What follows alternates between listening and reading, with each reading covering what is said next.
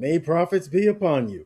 Welcome to another weekly Forex forecast. We're looking at the pound USD. The pound USD. Let's first take a look at the economic calendar for the week ahead.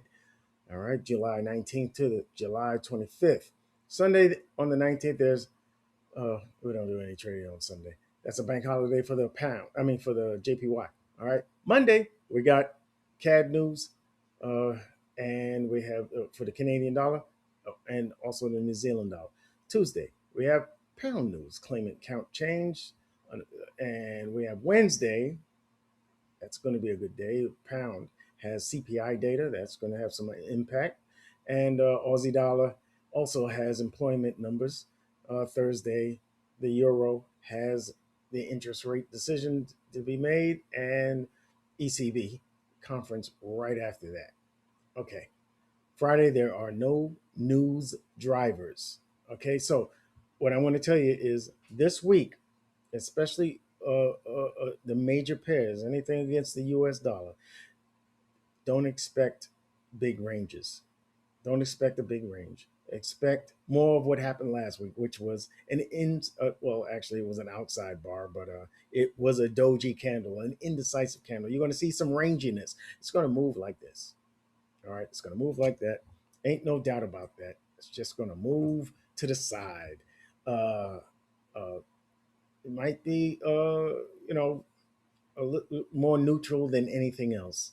So don't expect a big range because the following week, if I take you to the following week, you're going to see on uh, Thursday. Wednesday, we have the FOMC. All right, that's going to have a huge impact on the markets.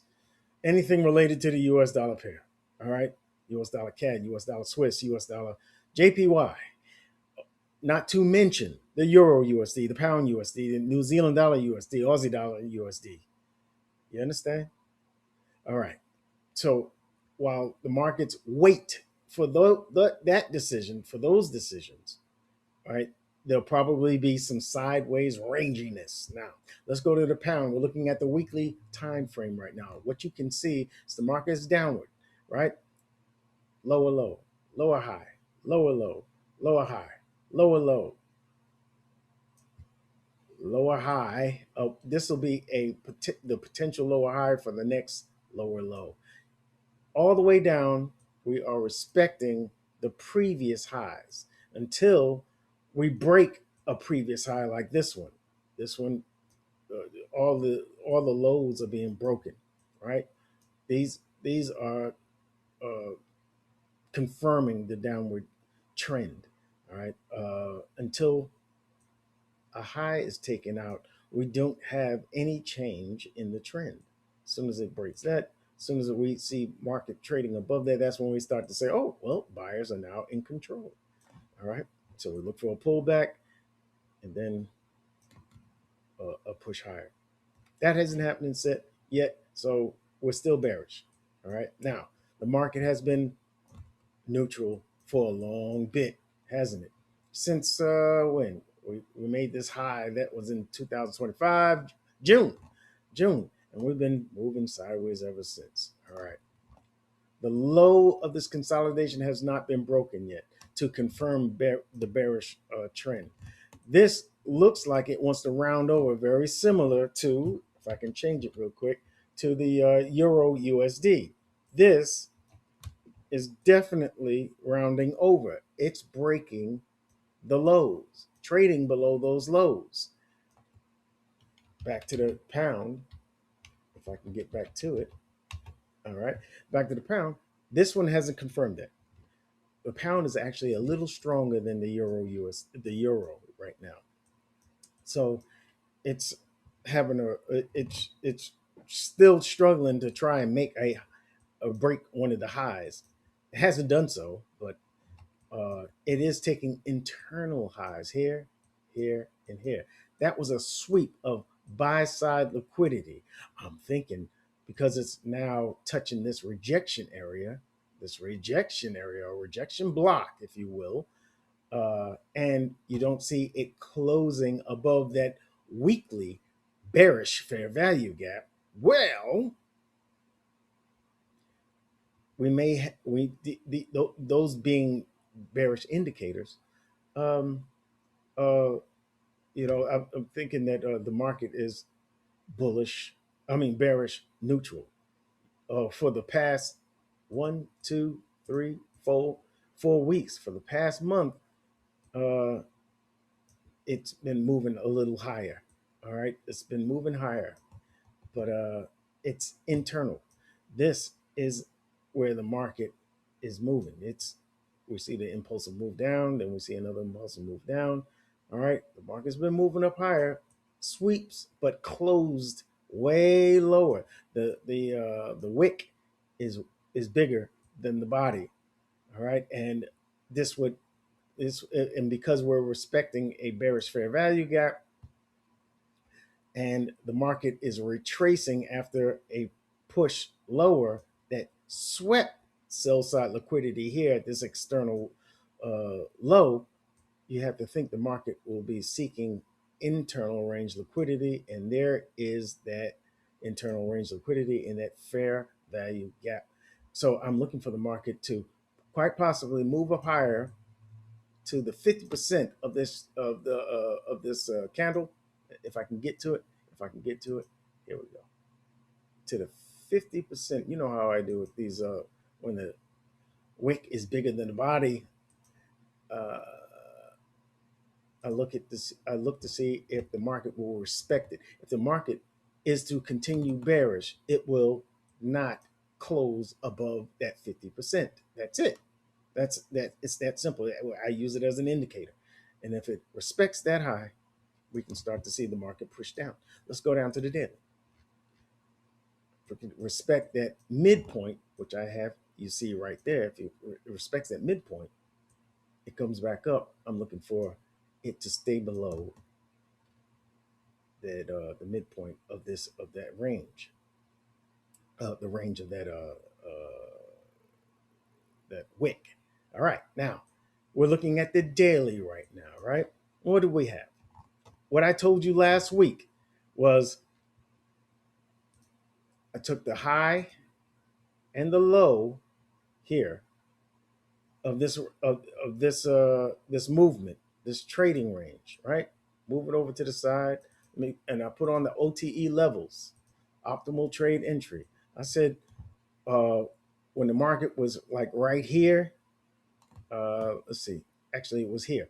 I said, it's at 50% equilibrium, and you want to take your shorts from premium prices, and you want to take your longs from discount prices. I'm looking for shorts because the market overall is bearish, right? And what I said was I would not be at all surprised if the market was to come back up. Yeah, we did reach up here on Thursday of the previous week.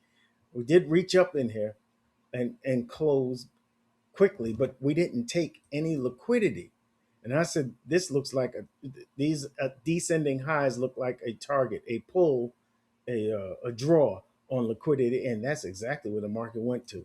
Swept that buy side liquidity, and you see now the market is heading down on Thursday and Friday. So, do I think the market will continue up higher? Well, it remains to be seen. But if we're looking at this dealing range here, I don't think so. I think we may see the market push down. Now, understand this. I think the market is going to be in a small range next week in lieu, with the in lieu of the FOMC coming the week after. So I'm thinking that we may see an open and a close right at where it opened. I think we may see for a weekly candle, it may look something like this, a doji. All right. Look at last week's candle.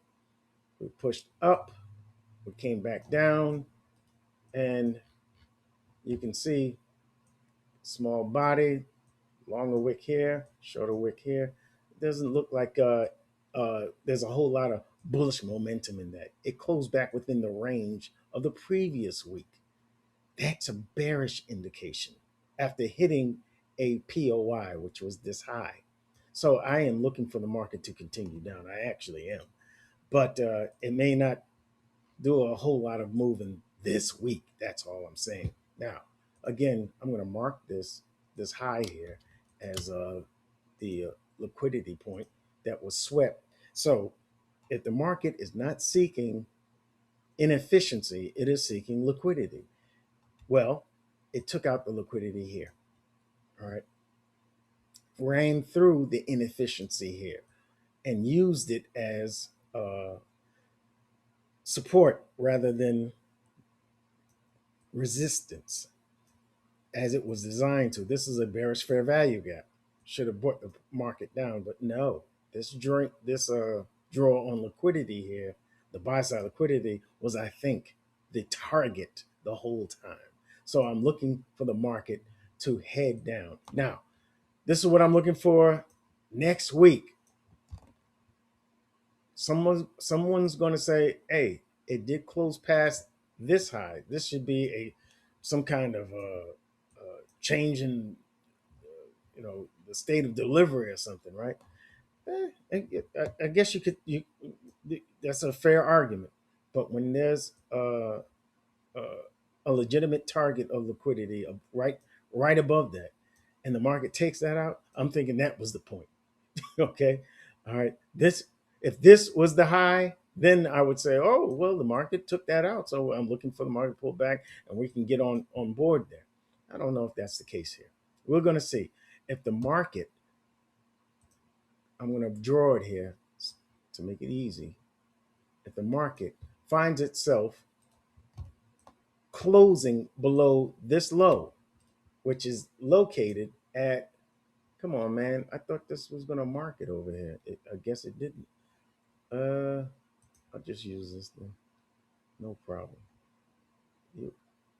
Come on, man. All right. I'm having a little difficulty. It won't give me what I need. There you go. All right. If the market closes at 1.3342, 1.3342. All right. If the market closes below that low, we're looking for the market to pull back. All right. To pull back, because this is your change. This is what I'm looking for.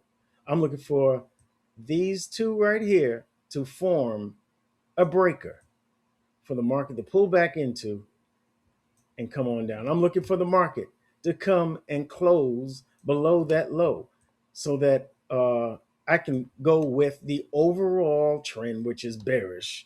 All right. The overall trend is bearish. I'm looking for the market to confirm that here. That would confirm it for me. Got it? Now, if the market finds itself acting bullish over here, then I'll be looking for the market to close beyond that high and head towards this high.